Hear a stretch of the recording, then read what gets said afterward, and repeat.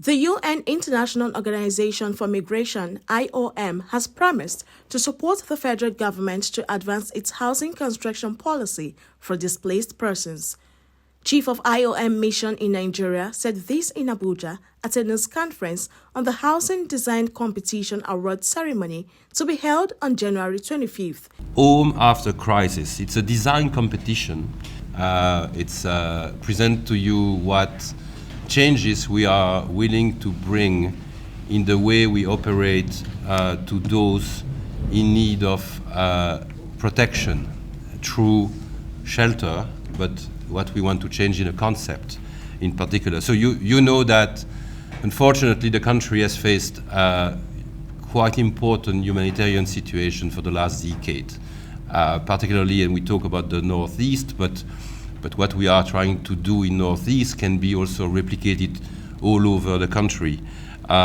We have worked with the government for more than 10 years in Northeast, responding to the crisis of those non-state armed groups and the huge displacement of more than 3.3 million people, as well as with the state governments, particularly Adamawa, Borno, and Yobe, in finding solutions for those people in facing emergency situation. What we see in progress is the fact that today we have to change our approach. We have operated a response through camps, camp-like settings.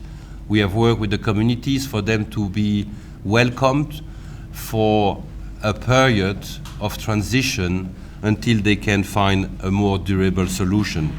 And we believe that after those years of work, jointly with the government at the federal level, but also the state level, we come to a juncture when we can change our approach of moving to the provision of shelter or camp-like settings, camps, into a concept which is more related to building back the people to a home. So we have called for a contest, international contest, that we have done with the Nigerian Humanitarian Fund, which is a response to find solutions for the people in humanitarian situation. And we call it Home After Crisis. It's a design competition which was launched internationally through all colleagues of yours worldwide. And that allowed more than 1,600 architects, designers, and engineers to respond to this call with proposals, 250 design proposals. Some were working in groups. And I'm very happy to say that among them, a quarter of those 1,600 people were Nigerians. And actually, the winner is a Nigerian.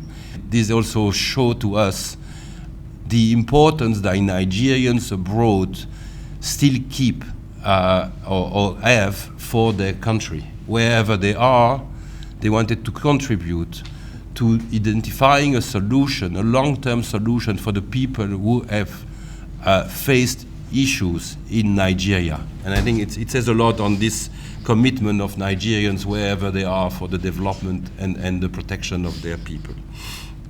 So it targeted housing challenges at the specific location of Northeast.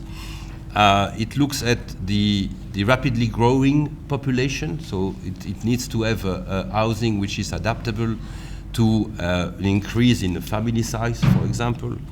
But it must also be affordable for the people.